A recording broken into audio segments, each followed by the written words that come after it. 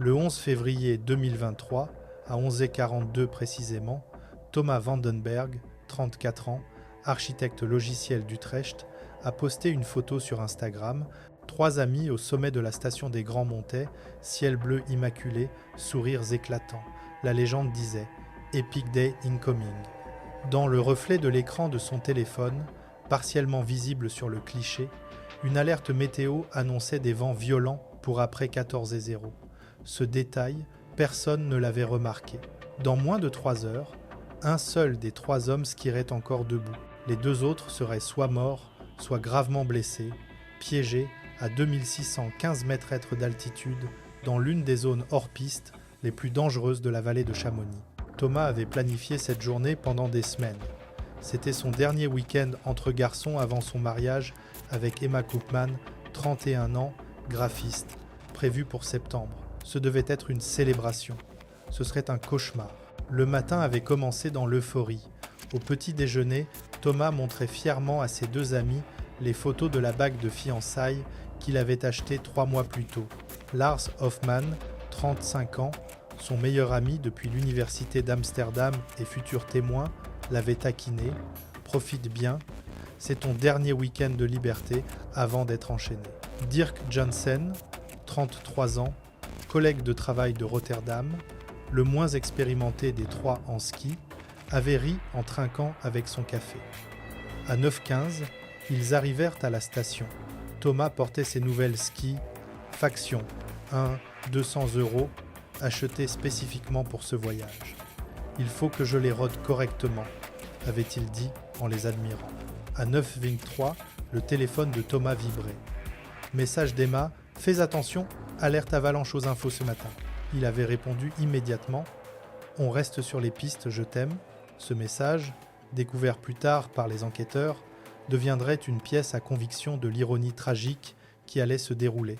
À Dix-30, dans le télésiège montant vers le sommet, la dynamique du groupe s'établissait naturellement. Thomas, confiant, prenait le rôle de leader. « Faites-moi confiance, j'ai étudié le plan des pistes toute la semaine », affirmait-il. Lars, légèrement plus prudent, émettait un doute. « Peut-être qu'on devrait prendre un guide ?» Thomas balayait l'idée d'un rire. Dirk, enthousiaste mais inexpérimenté, suivait simplement « Je fais ce que vous pensez être le mieux ». À 11h42, il se tenait à la station sommitale, à 3300 mètres d'altitude. La température affichait négatif 8 degrés Celsius. La visibilité dépassait 2 km. Les conditions semblaient parfaites. Leur première descente sur une piste noire balisée fut exaltante. La poudreuse était exceptionnelle. Thomas consultait son application Strava après chaque run, obsédé par ses statistiques. 62 km/h de vitesse max, annonçait-il fièrement. Ce qu'aucun d'eux ne savait, c'est que ces 62 km/h seraient enregistrés exactement 30 secondes avant qu'il ne s'arrête, perdu, ayant quitté, sans le savoir, le domaine skiable. À 12h15, au sommet d'une autre remontée, à 3200 mètres, Thomas sortait son téléphone pour vérifier un raccourci qu'il pensait avoir repéré. La batterie affichait 23%, déjà drainée par le froid. L'application de plan des pistes montrait un point bleu, mais la réception était aléatoire. Lars regardait le plan papier de la station. Ça n'a pas l'air balisé sur la carte physique.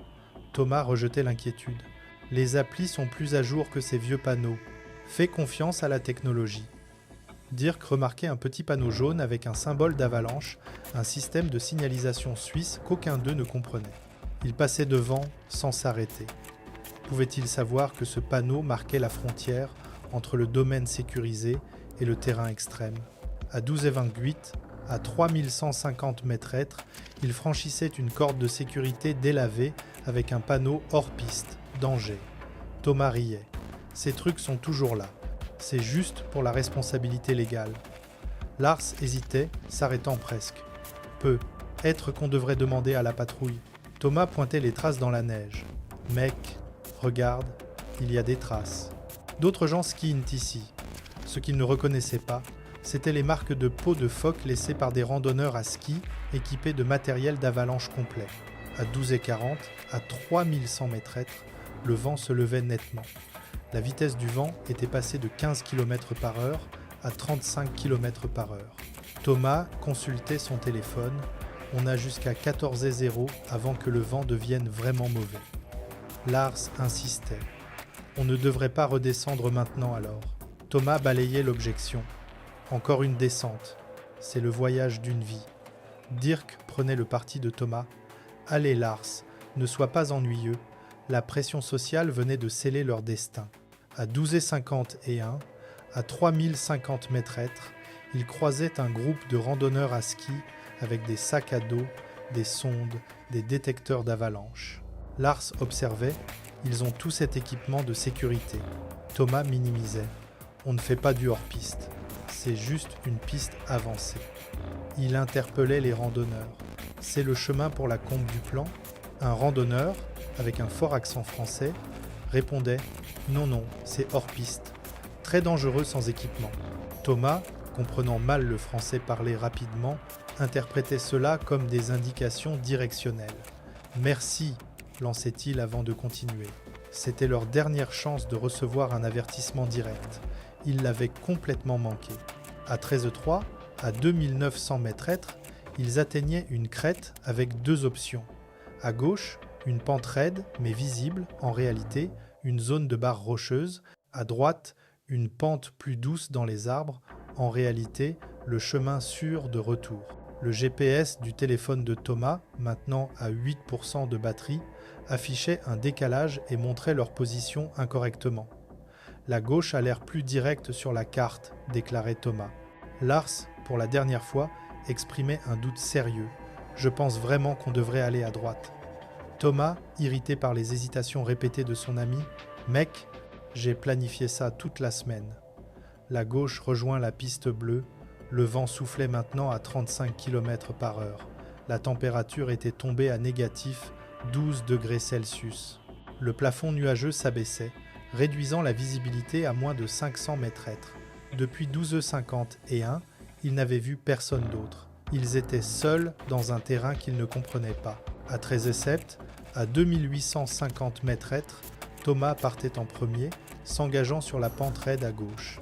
Les premiers virages étaient exaltants. La poudreuse vierge, parfaite. « C'est incroyable !» criait-il. C'était le dernier moment de joie pure qu'il connaîtrait. À 13h09, à 2780 mètres, le terrain devenait dangereusement raide. L'inclinaison atteignait 38 degrés. Thomas s'arrêtait brutalement, réalisant soudain qu'il se trouvait sur une face convexe non soutenue. En contrebas, à 100 mètres, il distinguait une barre rocheuse. Lars le rejoignait. « Thomas, putain, on est où ?» Dirk arrivait à son tour, respirant fort, la peur visible sur son visage pour la première fois. Thomas sortait son téléphone. 4% de batterie, aucun signal, GPS gelé. Dans sa voix, pour la première fois, une peur authentique. Ok, on doit traverser vers la droite. À 13h11, alors qu'il tentait la traversée, la pente se fracturait. Ce n'était pas une avalanche complète, mais une plaque de 3 mètres de large se détachait. Elle poussait Thomas 15 mètres vers le bas en direction de la falaise. Lars hurlait son nom. Thomas parvenait à s'arrêter avec l'écart de ses skis, s'immobilisant à 8 mètres du bord du précipice. Sa respiration était haletante, visible dans l'air glacé, pure terreur. À 13h13, à 2765 mètres, ils se regroupaient au-dessus de la ligne de fracture. Les trois hommes étaient maintenant terrifiés, Thomas inclus. Il admettait enfin « J'ai merdé, je ne sais pas où on est ». Dirk au bord des larmes. Comment on sort d'ici ? Lars sortait le plan papier de la station, incapable de faire correspondre le terrain. Les nuages étaient maintenant si épais qu'il ne voyait qu'à 50 mètres. La température affichait négatif 15 degrés Celsius. Le vent soufflait à 45 km/h. À 13h18, ils n'avaient pas le choix. Ils devaient descendre. Impossible de remonter la pente. Thomas prenait une décision. On y va un par un, lentement. On reste ensemble. Il acceptait que Lars mène, techniquement meilleur skieur. Il commençait une descente prudente en dérapage latéral. À 13h24, à 2690 mètres, Dirk accrochait une carre et tombait. Il glissait sur 30 mètres avant de s'arrêter. Lars et Thomas skiaient jusqu'à lui. Dirk était assis dans la neige, son genou droit visiblement blessé. Il essayait de le tourner. Aïe, putain, je crois que je me suis tordu quelque chose. Il ne pouvait plus mettre de poids dessus. Maintenant, ils avaient 3 problèmes. Perdu, un blessé, des conditions météorologiques qui se détérioraient. À 13h30 et 1, à 2650 mètres, aidant Dirk à descendre lentement, les nuages se dissipaient pendant 10 secondes. Il voyait qu'il skiait directement vers une barre rocheuse de 200 mètres. Les 3 hommes s'arrêtaient, figés d'horreur. Ils devaient traverser durement vers la droite, mais Dirk pouvait à peine tourner. Thomas passait sous son bras pour le soutenir. À 13h45, à 2640 mètres, après 40 minutes d'exposition à un vent de négatif 15 degrés Celsius, Dirk montrait les premiers signes d'hypothermie. Il tremblait violemment, sa parole était pâteuse. « Je ne sens plus mes doigts ». Il manipulait maladroitement ses bâtons. Lars se tournait vers Thomas. « On doit appeler les secours maintenant ». Le téléphone de Thomas mort. Le téléphone de Lars, 12% de batterie, aucun signal à cette altitude dans les nuages. Le téléphone de Dirk, laissé dans son casier à l'hôtel. À 13h52, à 2620 mètres, Dirk devenait combatif, signe de confusion hypothermique. « Je veux juste m'asseoir ». Thomas tentait de le convaincre. « Tu ne peux pas t'asseoir, on doit continuer à bouger ». Dirk agressif. « Tu ne me dis pas quoi faire. C'est de ta faute ». Lars repérait un affleurement rocheux. On devrait le mettre à l'abri du vent. À 14h03, à 2615 mètres, il tirait Dirk derrière les rochers, protégé du vent direct, mais toujours à négatif 15 degrés Celsius. Ils essayaient de le réchauffer. Lars lui donnait sa veste. Thomas frottait les mains de Dirk. Mais les tremblements de Dirk diminuaient maintenant. Phase paradoxale de déshabillage approchant. Ses pupilles étaient dilatées, sa peau grise, sa respiration superficielle, rapide. Lars, terrifié. Thomas, il va vraiment mal. À 14h11, Lars grimpait sur un rocher pour obtenir du signal téléphonique. Il obtenait une barre. Il appelait les urgences. On a besoin d'aide. On est perdu hors piste. Un ami est en hypothermie. L'appel coupait. Alors qu'il redescendait, le rocher gelé, il glissait. Il tombait de 4 mètres sur les pierres. Une fracture ouverte du tibia gauche. L'os dépassait à travers le pantalon de ski. Lars hurlait de douleur. Du sang sur la neige blanche. À 14h14, à 2615 mètres, Thomas se retrouvait seul avec 2 victimes. Dirk ne tremblait plus, stade avancé d'hypothermie. Il commençait à retirer ses gants, déshabillage paradoxal. Thomas criait « Dirk, garde tes gants !» Dirk, confus, trop chaud, besoin de me refroidir. Ses pupilles complètement dilatées, il ne répondait plus correctement. Lars semi-conscient, entrant en état de choc à cause de sa blessure à la jambe. À 14h20, Thomas essayait d'aider les 2. Téléphone mort, aucune communication. Le vent soufflait maintenant à 60 km/h, visibilité 10 mètres. La température était de négatif 10 à 8 degrés Celsius, avec le refroidissement éolien équivalent à négatif 28 degrés Celsius. Thomas hurlait dans le vide « À l'Aïdé, quelqu'un aidez-nous !» Aucune réponse, juste le vent. Ses premières larmes, effondrement complet. « C'est ma faute, c'est ma faute !» À 14h28, à 2615 mètres, Dirk était inconscient, sa respiration à peine détectable, sa peau bleu-gris. Thomas pratiquait des compressions thoraciques, incorrectement, il ne connaissait pas bien la RCP. Lars dérivait, entrant et sortant de conscience. « Thomas, dit à Sarah que je l'aime, sa petite amie. Thomas, désespéré, tu vas le lui dire toi-même, reste avec moi. » Les détails médicaux établis plus tard par les sauveteurs révéleraient l'ampleur de la catastrophe. La température corporelle centrale de Dirk, estimée à ce moment 28 degrés Celsius, hypothermie sévère. La perte de sang de Lars, environ 600 ml, hémorragie de classe 2. L'exposition de Thomas lui-même, 90 minutes dans négatif 15 degrés Celsius, début d'hypothermie légère. le refroidissement éolien équivalent à négatif 28 degrés Celsius. 3 hommes, tous en danger de mort. À 14h40 et 1, à 2615 mètres à travers le vent, Thomas entendait un son. Un hélicoptère, un chopper de secours PGHM en exercice d'entraînement à proximité. Le pilote avait vu le signal de localisation de l'appel d'urgence de Lars avant qu'il ne coupe. Thomas titubait à découvert, agitant désespérément les bras, sa veste rouge enfin visible depuis les airs. L'hélicoptère ne pouvait pas atterrir, trop raide, trop venteux. Il restait en vol stationnaire à 15 mètres au-dessus. À 14h43, le sauveteur Jean-Marc Pelletier, 52 ans, guide de montagne certifié IFMGA avec 28 ans d'expérience, descendait au treuil. Évaluation immédiate. À Thomas, combien ? Thomas, 3, 1, en hypothermie, un fracture de la jambe. Jean-Marc vérifiait Dirk, aucun pouls détectable, pupille fixe. Il vérifiait Lars, pouls faible, conscient. À 14h45, le carburant de l'hélicoptère était limité, le vent dangereux, il ne pouvait prendre que 2 personnes immédiatement. Jean-Marc décidait, on prend celui qui est vivant d'abord, puis toi. Thomas regardait Dirk. Et Dirk, Jean-Marc vérifiait à nouveau, commençait la RCP. Après 2 minutes, je suis désolé. Thomas, refusant d'accepter. Non, non, non, continue d'essayer. Jean-Marc, avec toute l'autorité de ses 28 années d'expérience, il est parti. On doit sauver ceux qu'on peut sauver. À 14h49, Lars était treuillé en premier, cas critique mais sauvable. Thomas regardait le corps de Dirk être couvert d'une couverture de survie. Jean-Marc restait avec Thomas, un deuxième hélicoptère en route. Thomas était en dissociation complète, fixant le vide. Jean-Marc tentait de le réconforter. « Ce n'est pas ta faute. » Thomas, la voix morte. « Si, c'est ma faute. Je leur ai dit que c'était sûr. C'est moi qui nous ai amenés ici. » À 14h57, Thomas était treuillé dans le deuxième levage. Sa dernière image, la veste rouge de Dirk, couverte par la couverture argentée, disparaissant dans le blanc.